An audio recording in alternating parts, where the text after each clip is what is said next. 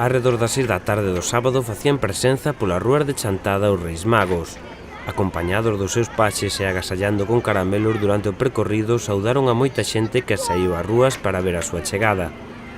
Ao final, as súas maxestades chegaron á Casa da Cultura, onde se encheu a praza de nenos para entrar a visitar a Melchor, Gaspar e Baltasar.